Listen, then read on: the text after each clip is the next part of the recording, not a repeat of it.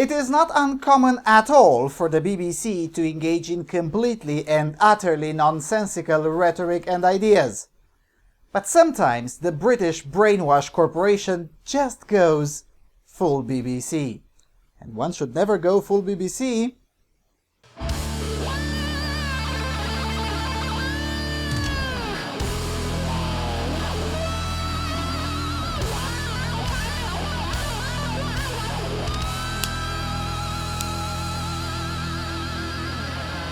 Hello everyone and welcome to the Freedom Alternative. I'm sort of back in my traditional setup, but only for a few days as I'm soon flying again to some remote godforsaken corner of the map, so let's make the best use of this little time available. So, the BBC appears to have hired some dumblerit femo-fascist, because this is the only way I can explain this astonishingly idiotic headline and article. Now, mind you, dog-whistling far-left propaganda is part and parcel of the BBC, but such overt cretinism was rare at the BBC, even in most recent regressive times. Yet here we are with the BBC looking for male control and oppression in a romantic gesture of a Chinese athlete. Anyway, let's read. The headline says Rio 2016 was Chinese proposal romantic or just a form of male control. And the article goes, quote, "The crowd loved it, but did he see? The Chinese diver had tears in her eyes when fellow athlete Qin Kai proposed during her silver medal ceremony. A smile, however, took a lot longer to appear.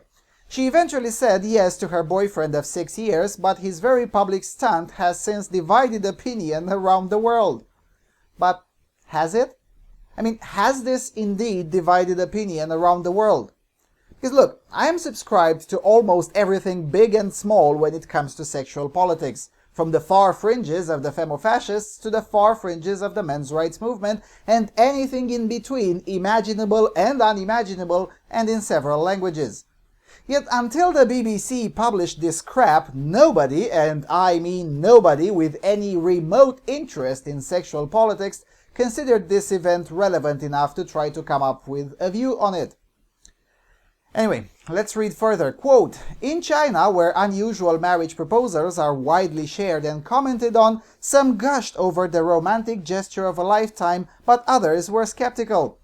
What a way to add pressure to her, having the entire world watch her as she makes such a private and life-changing decision," wrote Gu Yuanyang on microblogging site Weibo.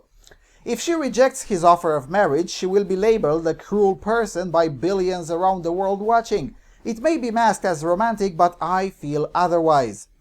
One Weibo user even accused the couple of a cynical grab for celebrity status. "Publicity and timing, all essential to becoming China's new golden couple," he wrote. Meanwhile, on the BBC Facebook page, some users criticized sexist media coverage that they said focused more on the proposal than on Mrs. He's supporting achievement. "People get married all the time, only a few have the chance to achieve Olympic glory. Or should the little lady be relieved a man will have her?" asked Zoe McGeeham. Well, yes, you pretentious prick. Yes. The little lady, as this Londoner prick calls, should indeed be relieved a man will have her.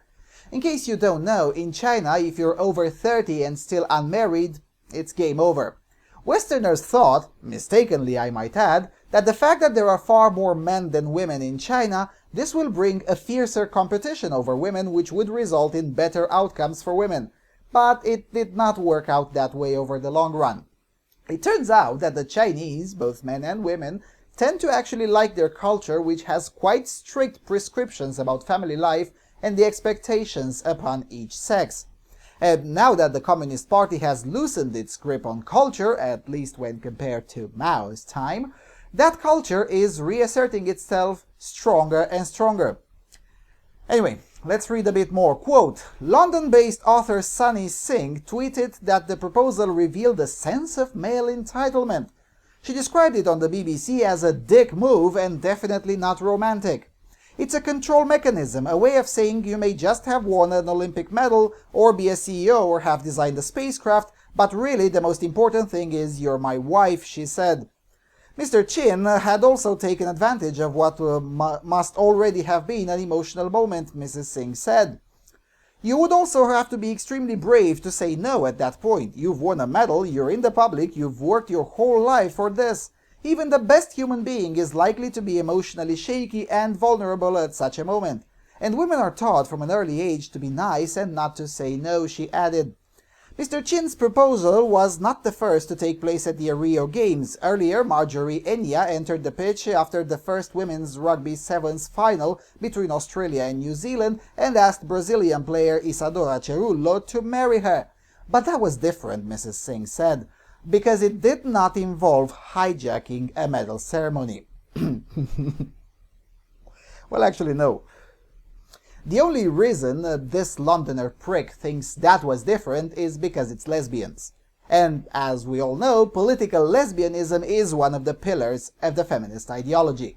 And normal heterosexual couples being happy is one of the hardline enemies of the feminist ideology. If men and women get along and are happy together, feminism loses oxygen. And besides, since when is Sunny Singh an expert in what is romantic and what isn't? No, serious question. Is it because she lives in London, the most unromantic city in Europe? Or maybe it is because of her vast experience of lauding single motherhood and single women in general? Or maybe from her activism as a Black Lives Matter sock puppet who imagines institutionalized racism where none exists? Seriously, what the hell qualifies this thoroughly antisocial individual to opinionate on the BBC about what is romantic and what isn't? I mean, her Twitter feed is about her celebrating how great it is to stay away from men. Now, mind you, it is her right to be a lesbianic, misandrist, racist hate-monger, but that doesn't mean her positions on anything normal people do should have any value whatsoever for the wider, normal majority. Anyway, this should indeed mark the moment when the BBC really did jump the gun and went full Dumbler. Not that I had any much trust in the BBC. In fact, I consider the very existence of state-funded broadcasters to be a moral crime in and of itself. But still, this is way too much, even by BBC standards. And with that said, thank you for watching, and I'll see you soon on Freedom Alternative.